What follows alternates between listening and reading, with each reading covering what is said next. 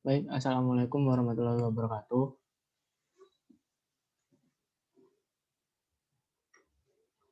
Waalaikumsalam warahmatullahi wabarakatuh. Waalaikumsalam warahmatullahi wabarakatuh. Baik, di sini kami dari kelompok 6 tentang pendidikan lingkungan hidup akan membahas tentang bioteknologi modern dan permasalahannya. Baik, di sini kami akan membahas 4 konsep atau 4 isi dari pembahasan kali ini, yaitu pertama pengertian bioteknologi dan bioteknologi modern, yang kedua adalah ciri-ciri bioteknologi modern, kemudian yang ketiga adalah macam-macam bioteknologi modern, dan yang terakhir yang nomor 4 adalah permasalahan lingkup bioteknologi modern. Di sini kami kelompok 6 beranggotakan 5 orang. Yang pertama adalah Adela Beatrice dengan NIM 4071, Iga Zanuar Hadianti dengan NIM 4050, Rani Fatmawati dengan NIM 4054, Nabila Fitri dengan NIM 4057, dan saya sendiri Muhammad Raihan Wisnutama dengan NIM 4079. Baik, pertama kita akan membahas tentang pengertian bioteknologi dan bioteknologi modern yang akan nanti berurutan disampaikan oleh anggota dari kelompok 6. Monggo dipersilakan. Baik, yang pertama terkait pengertian bioteknologi dan bioteknologi modern. Next.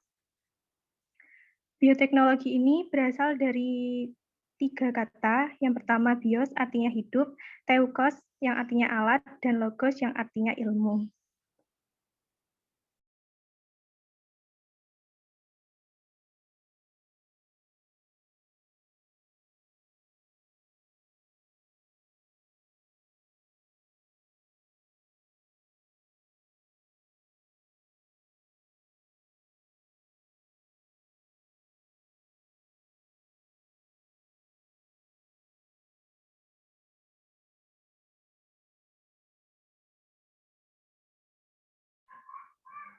Untuk bioteknologi modern ini merupakan suatu pemanfaatan sistem kehidupan dan organisme untuk mengembangkan atau membuat produk baru dengan memanfaatkan makhluk hidup atau hasil turunannya untuk menghasilkan atau modifikasi produk atau proses penggunaan tertentu.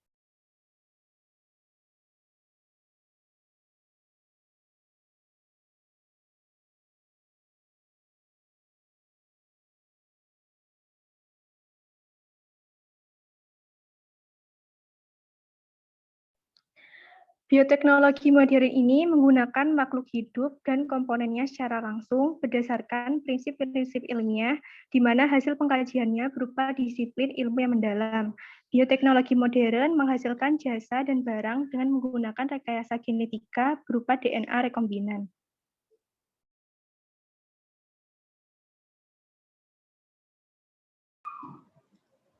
Selanjutnya yaitu ciri-ciri dari bioteknologi modern. Yang pertama, alat dan cara kerja yang canggih. Nah, dalam bioteknologi modern ini biasanya menggunakan alat dan cara kerja yang canggih serta dalam penggunaan alat dalam keadaan bersih dan juga steril. Yang kedua, produk lebih baik. Yang ketiga, kuantitas produk yang lebih banyak dan terarah. Dan yang keempat, memanipulasi materi genetik mikroorganisme. Next. Yang ketiga yaitu macam-macam bioteknologi modern. Yang pertama yaitu kultur jaringan. Kultur jaringan ini merupakan teknik memperbanyak tanaman secara vegetatif buatan yang berdasarkan pada sifat totipotensi tumbuhan. Totipotensi ini merupakan kemampuan sel tumbuhan agar tumbuh dan berkembang menjadi individu yang baru jika bertempat pada media dan lingkungan yang tepat. Adapun beberapa fungsi serta manfaat dari kultur jaringan yaitu yang sebagai sarana untuk mempelajari biologi atau fisiologi tanaman, perbanyakan bibit klonal berkualitas, produksi tanaman bebas penyakit, produksi tanaman haploid, dan induksi keragaman soma klonal bersama dengan seleksi in vitro untuk menghasilkan karakter unggul.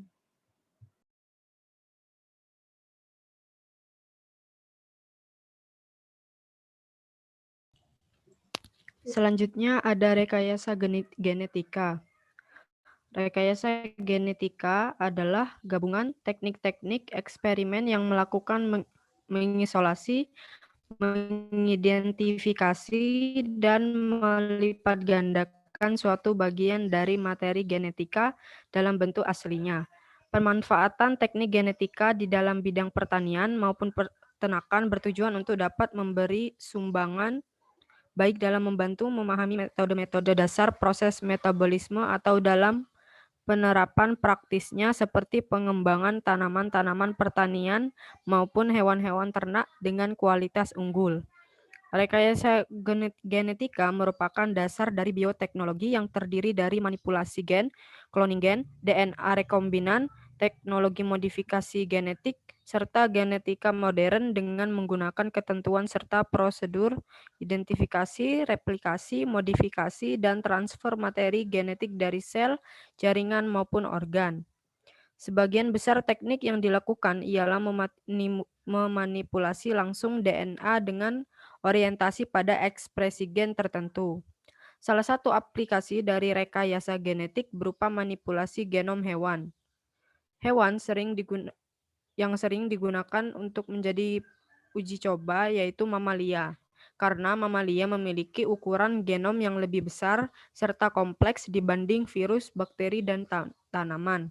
Ada pula manfaat yang didapat dari metode rekayasa genetika ini. Antara lain yang pertama mengurangi biaya dan meningkatkan penyediaan sejumlah besar bahan yang sekarang digunakan di dalam pengobatan pertanian dan industri, mengembangkan tanaman-tanaman pertanian yang bersifat unggul, serta menukar gen dari satu organisme kepada organisme lainnya sesuai dengan keinginan manusia, menginduksi sel untuk membuat bahan-bahan yang sebelumnya tidak pernah dibuat.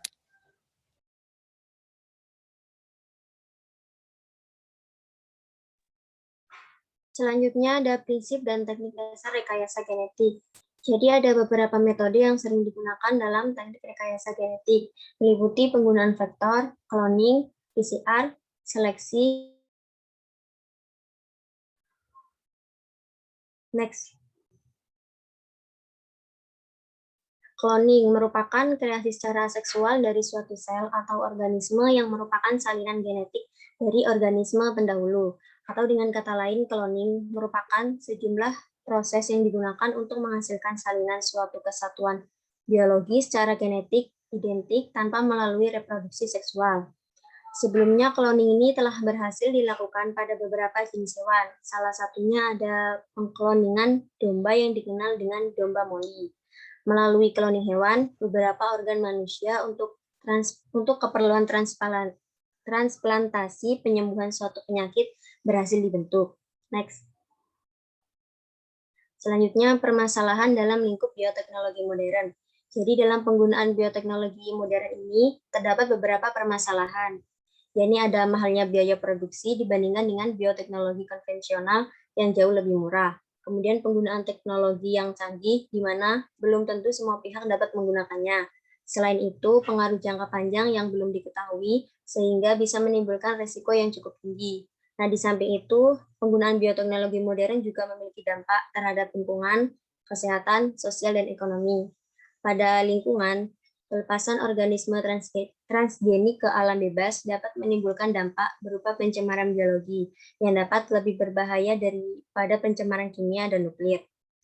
Dengan keberadaan rekayasa genetika, perubahan genotip tidak terjadi secara alami sesuai dengan dinamika populasi. Perubahan secara drastis ini akan menimbulkan bahaya, bahkan kehancuran, karena menciptakan makhluk hidup yang seragam itu bertentangan dengan prinsip di dalam biologi itu sendiri, yaitu keanekaragaman.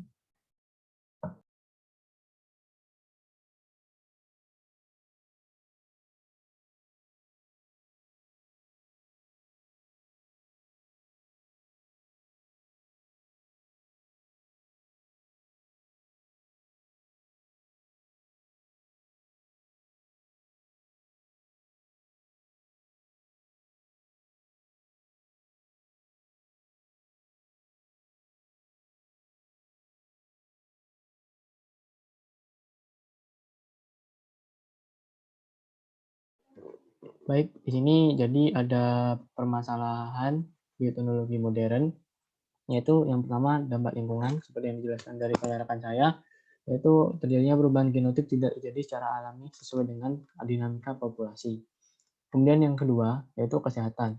Nah, kesehatan pada sendiri ini diketahui bahwa dulu ada kasus terkait penggunaan insulin yang merupakan hasil rekayasa dan di dalam percobaannya itu telah menyebabkan 31 orang meninggal di negara Inggris. Kemudian dampak sosial dan ekonomi. Dampak sosial ekonomi yang ditimbulkan dari permasalahan teknologi modern ini adalah penggunaan hormon pertumbuhan bagi sapi, bovine growth hormone atau BGH, yang dapat menaikkan produksi susu sapi sampai 20%. Nah, di sini dari adanya peningkatan hormon ini, maka penjualan dari susu sapi ini bisa meningkatkan produktivitas dari si sapi dan melipat gandakan keuntungan dari si produsen.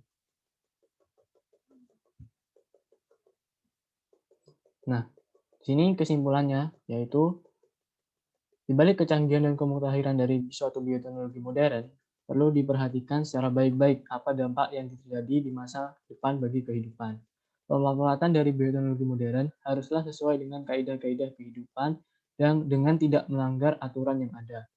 Bioteknologi modern juga ada dampak negatif dan positifnya, yang dimana akan berdampak langsung kepada konsumen atau pemakai nantinya. Jadi, perlu diperhatikan secara baik-baik bahwa sebenarnya tidak ada keuntungan atau kerugian yang ada yang yang lebih spesifik di dalam bioteknologi modern ini. Jadi, nanti ke depannya apabila kita hanya mengedepankan sebuah keperluan atau nafsu dari manusia sendiri, maka bisa jadi itu akan menjadi sebuah dampak negatif bagi diri kita sendiri dan bagi kehidupan yang lain yang ada di bumi ini. Baik, sekian. Terima kasih dari presentasi dari kami. Mungkin ada pertanyaan bisa dicantumkan di kolom chat.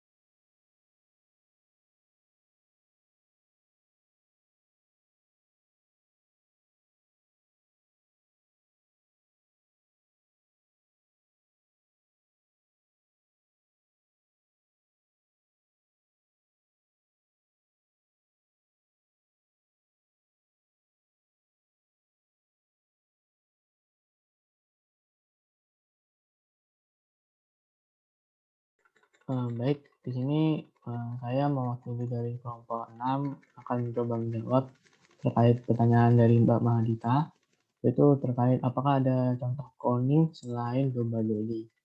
Nah, sebenarnya dalam cloning sendiri ini banyak terdapat contoh-contohnya, namun yang paling terkenal dan paling dikenal oleh seluruh ilmuwan atau pengetahuan yang lainnya itu yaitu domba doli.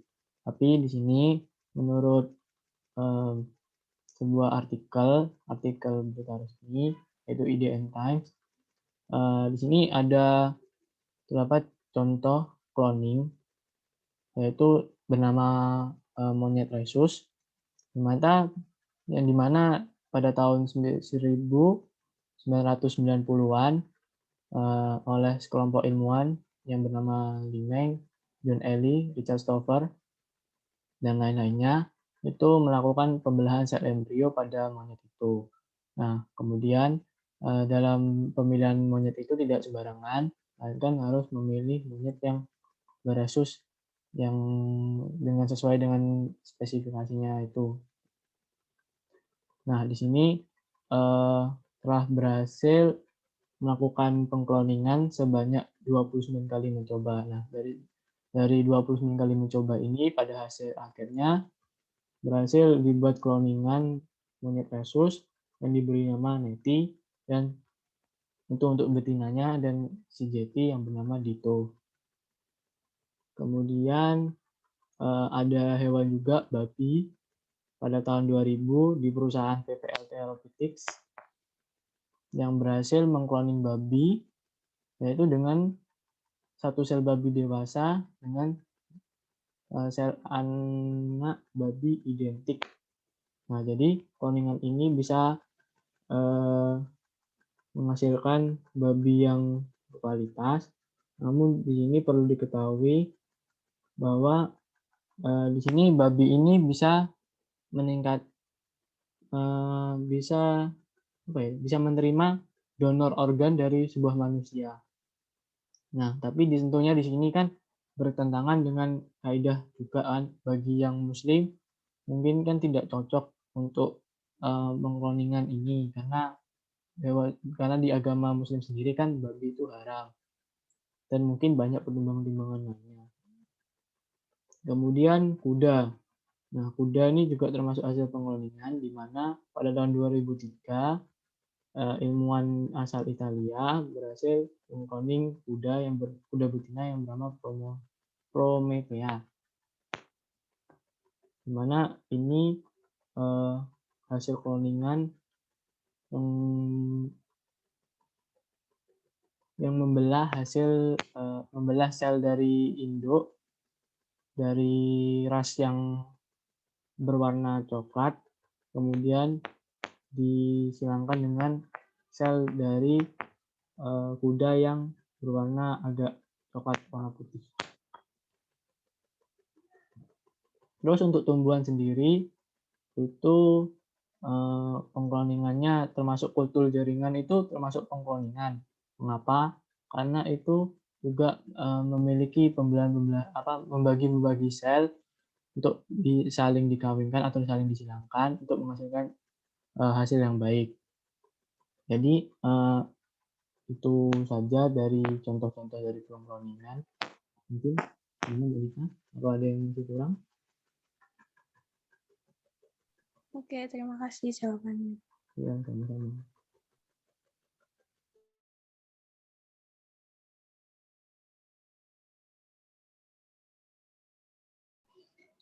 Baik, saya akan mencoba menjawab pertanyaan dari Mbak Bahilia tentang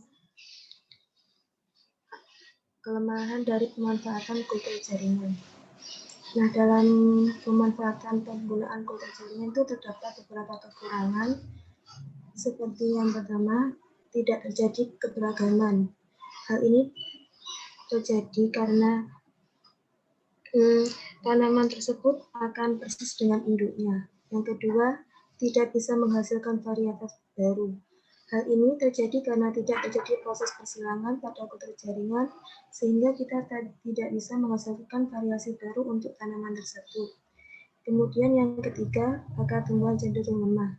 Hal ini mungkin terjadi karena akar perkembangbiakan secara buatan ini tidak sekuat akar pada tumbuhan yang berkembang biak secara murni atau vegetatif. Bagaimana Mbak Vahilia?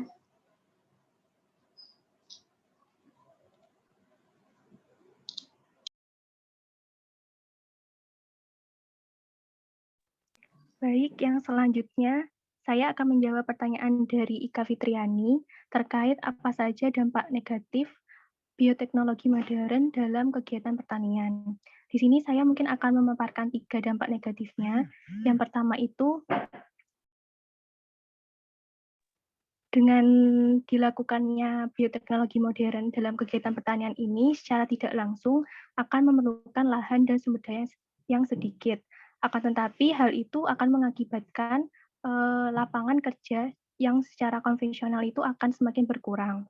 Kemudian dampak yang kedua itu adalah dengan dilakukannya bioteknologi modern dalam kegiatan pertanian ini juga akan mengganggu keseimbangan lingkungan dan ekosistem.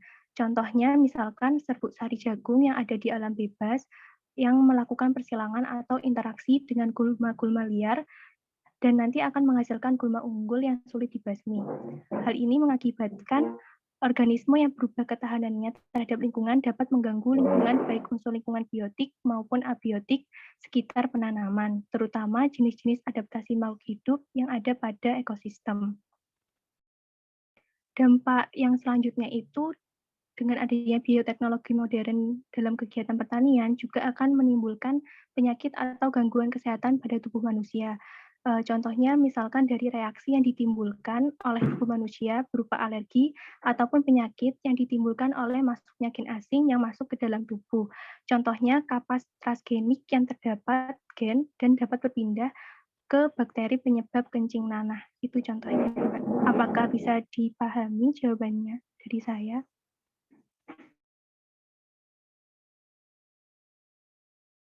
Ya.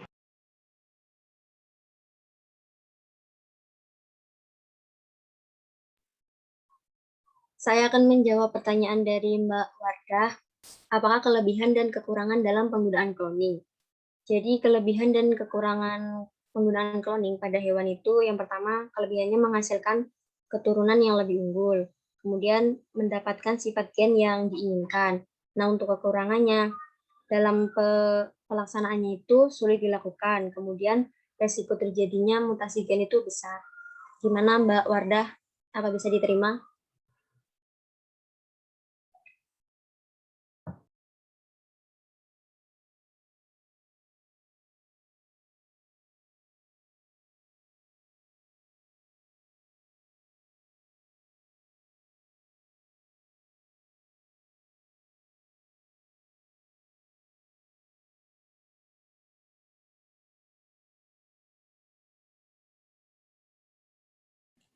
Baik, saya akan menjawab pertanyaan dari Julia Mia.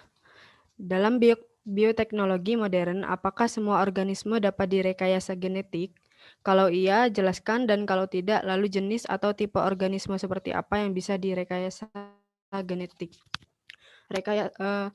Tidak semua organisme dapat direkayasa genetik. Mengapa? Karena jika seluruh organisme dilakukan rekayasa genetika akan menyebabkan keseimbangan ekosistem yang terganggu karena dominasi GMO atau spesies alami dan juga dapat menyebabkan gangguan kesehatan akibat penggunaan hasil dari rekayasa genetika.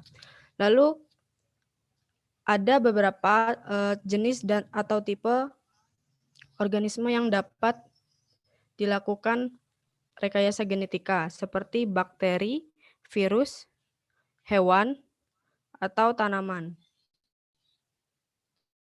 Apakah jawaban saya bisa dipahami, Mbak?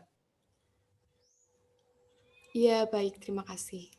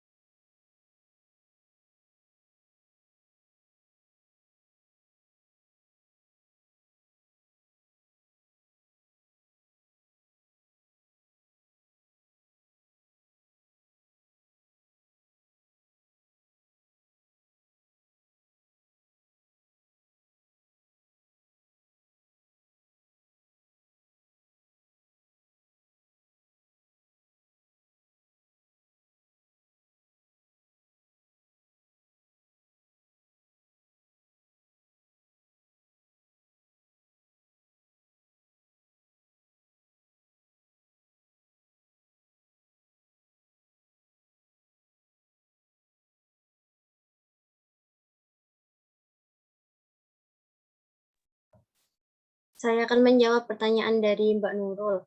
Apa saja manfaat yang diperoleh apabila menggunakan bioteknologi modern? Jadi keuntungan ataupun manfaat yang akan diperoleh pada bidang pertanian itu mampu memberikan bibit baru dan juga unggulan. Kemudian pada bidang kesehatan, bahkan insulin yang mampu mengobati penyakit diabetes mellitus.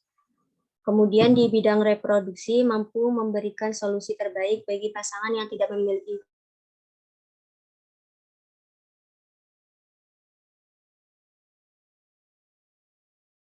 baru dengan adanya transplantasi inti, fusi sel, teknologi plasmid, bahkan rekombinasi DNA.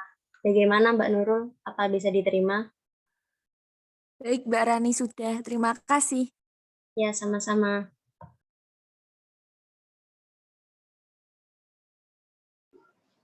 Baik, saya akan menjawab pertanyaan dari Mbak Dirgahayu tentang apakah bioteknologi berupa rekayasa genetika dapat dilakukan pada manusia. Ya, bisa. Seperti misalnya dalam penelitian yang dilakukan oleh peneliti asal Cina dengan membuat 2 bayi kembar melalui pengeditan DNA yang digadang mampu menyusun sejarah baru bagi kehidupan umat manusia. Jadi rekayasa genetikanya dilakukan dengan cara pengeditan DNA-nya. Bagaimana Mbak Dirga? Baik, terima kasih. Ya.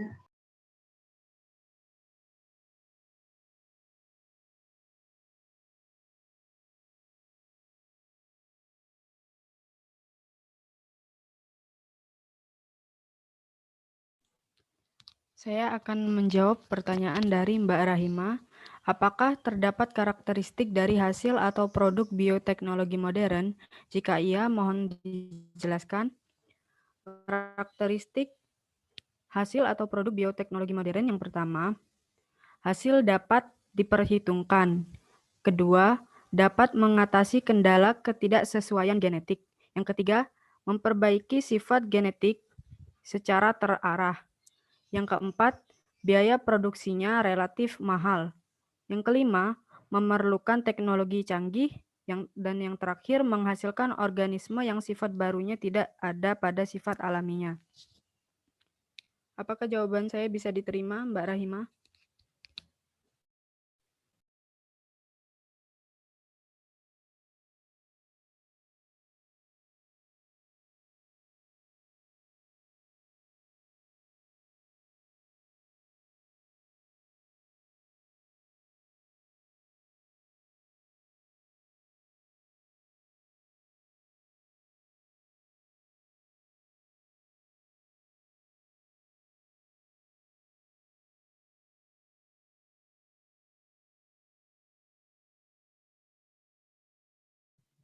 Izin menjawab ya untuk pertanyaan dari Mbak Vivi.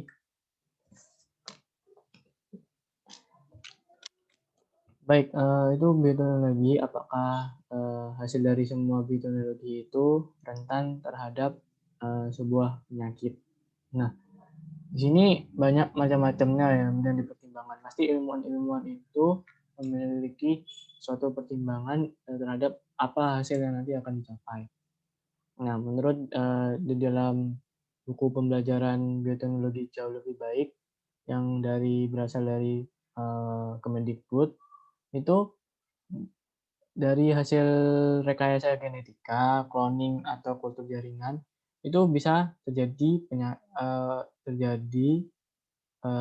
kesalahan, yaitu dalam pelemahan sel atau dalam penguatan sel itu sendiri terhadap suatu penyakit. Contohnya pada kasus COVID-19 yang pada sekarang. Nah, vaksin itu kan merupakan hasil dari rekayasa genetika dari bioteknologi modern.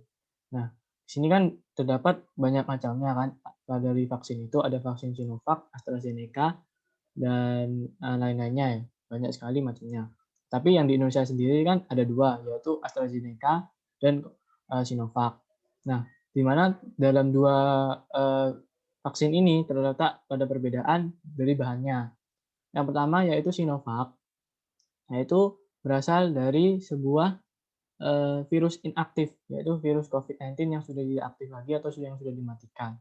Nah, di situ dari virus yang dimatikan itu diambil dari pertahanannya. Jadi pertahanan virus itu diambil untuk meningkatkan imun kita. Nah, jadi diharapkan nanti vaksinnya itu bisa bereaksi dengan imun kita. Nah, untuk yang kedua yaitu AstraZeneca. AstraZeneca ini sendiri berasal dari sel simpanse ya.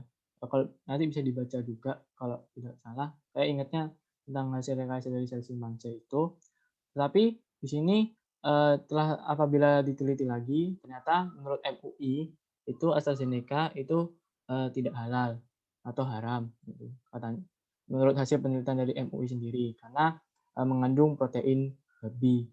Nah, tetapi kan kita tidak tahu, maksudnya kita tidak meneliti secara langsung, namun kan kita bisa melakukan sebuah riset dari hasil artikel-artikel atau hasil jurnal-jurnal yang ada. Nah, dari sini dari dua contoh ini bisa kita ketahui bahwa sebenarnya dari hasil bioteknologi modern itu ya tergantung dari kebutuhannya kita. Nah, apabila kita ingin menguatkan dari hasil yang kita inginkan, berarti hasil dari itu tidak akan rentan dari penyakit. Namun jika kita melemahkan sel itu untuk menjadi hasil yang lebih bagus, maka nanti hasil yang didapatkan akan rentan terhadap penyakit. Jadi semisal kita merubah gen atau perlindungan selnya itu, kita merubah perlindungan selnya itu atau dinding sel atau semacamnya itu, kita ingin mendapatkan hasil yang jauh lebih baik. Nah, tapi dengan resiko kita harus merusak dinding sel itu. Nah, maka dapat dipastikan kalau nanti apabila hasil yang didapatkan itu baik, tapi sel itu rusak atau dinding selnya tidak ada, maka sel itu rentan terhadap penyakit yang masuk, baik itu bakteri atau virus atau semacam lainnya. Seperti itu. Gimana Mbak Vivi? Ada yang kurang? Ya, baik. Terima kasih. Ya, sama-sama.